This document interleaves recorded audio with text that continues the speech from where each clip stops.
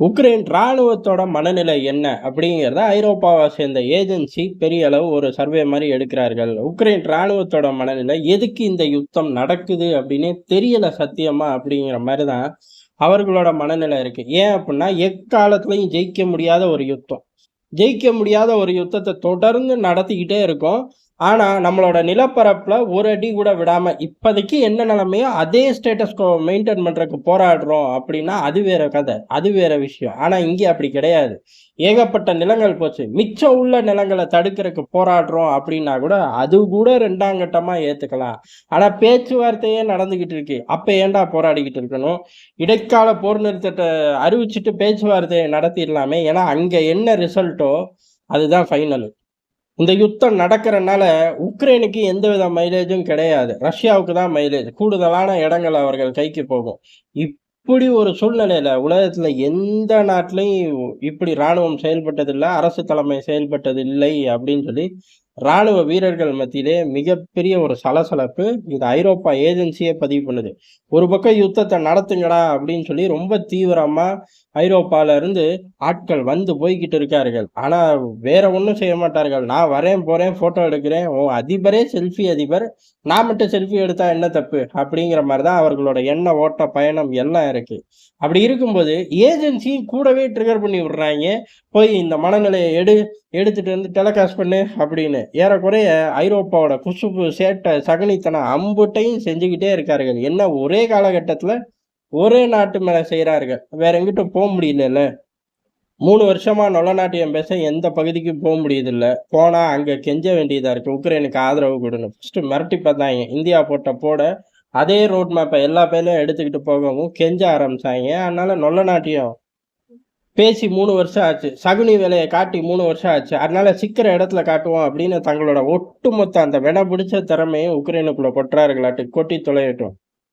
நம்ம சைடு வராம இருந்தா சரி. உக்ரைன் பாவம் இல்லையா? அப்படின்னு கமெண்ட்ல வந்து கேட்கக்கூடாது. உக்ரைன் பாவம் தான். என்ன பண்றது? வீணா போன அதிபரை தேர்ந்தெடுத்ததுக்கு அந்த மக்கள் இன்னமும் பட்டுக்கிட்டே இருக்கார்கள். என்ன ஒண்ணு, முக்காவாசி பேர் ஓடி போயிட்டார்கள். முடியாதவர்கள் உள்ளூர்ல இருந்து சிரமப்படுத்துறார்கள். அதே மாரி ராணுவத்தை கேட்கவே வேணாம்.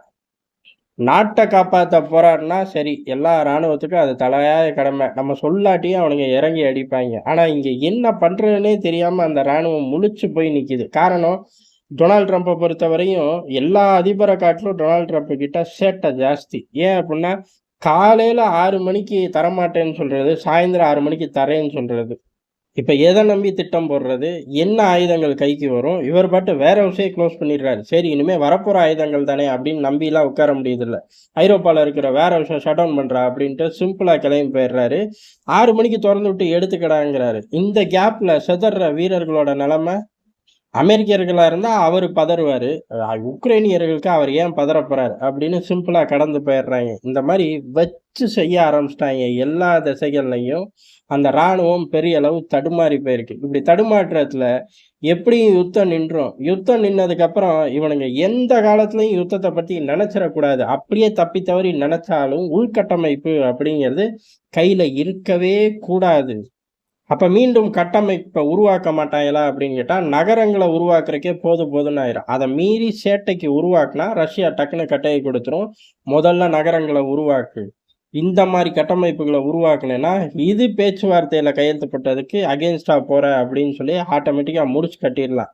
எப்படி அணு ஆயுதத்த புடுங்குனார்களோ, அதே மாரி இப்ப இந்த ராணுவம் அப்படின்னு பேப்பர்ல எழுதி வச்சு மடிச்சுக்க அப்படிங்கிற மாரி நிலைமைய உருவாக்க ரஷ்யா சபதம் ஏற்றுச்சாட்டுக்கு ஒரு பெரும் தாக்குதல் உக்ரைனோட மல்டிபிள் லொகேஷன் வெறும் ராணுவ ரீதியான லொகேஷன்கள மட்டுமே குறி வச்சு தாக்குறார்கள். இதுல ரன்வேக்கள், முக்கியமான ஃபேக்டரி, அதே மாரி முக்கியமான சில மறைவு இடங்கள், மேபி ஜெலன்ஸ்கி இருக்கலாம், இல்ல ஆயுத கிடங்குகள் இருக்கலாம். இந்த மாரி ஹை வேல்யூ டார்கெட்டு 100க்கும் மேற்பட்ட மல்டிபிள் லொகேஷன மார்க் பண்ணி இந்த சமகாலங்கள்ல தாக்கியிருக்கார்கள். இத தடுக்க முடியல. ஆனா பதிலடி அப்படிங்கிறது ரஷ்யாவ நோக்கி வழக்கம் போலவே ஆளில்லா விமானத்த அனுப்பிச்சிருக்கார்கள். ஆனா ஒண்ணு கூட ரஷ்ய எல்லையவே இந்த தாட்டி தொடலையாமா. காரணம் என்னன்னு தெரியல. இன்புட்ஸ் அமெரிக்கா சரியா குடுக்காம இருந்திருக்கலாம். ஒருவேளை இன்புட்ஸ தூக்கி ரஷ்யா கிட்ட குடுத்துருக்கலாம். இல்ல ரஷ்யாவோட பவர் அப்படிங்கிறது தாறுமாறா அதிகரிச்சுக்கிட்டே போயிருக்கலாம். ஏன் அப்படின்னா, அவர்கள் கை நாளுக்கு நாள் ஓங்கிக்கிட்டே இருக்கு. ஒருவேளை கண்ணுக்கு தெரியிற மாரியே இவனுங்க தாக்குதல் நடத்தியிருக்கலாம். எது ராணுவ வீரர்களே. ஏன் அப்படின்னா, ஆளில்லா விமானம் போய் அங்க பெரிய அளவுல பாதிப்பு வந்துச்சுன்னா, திருப்பி அவனுங்க தாக்குவாய்ங்க.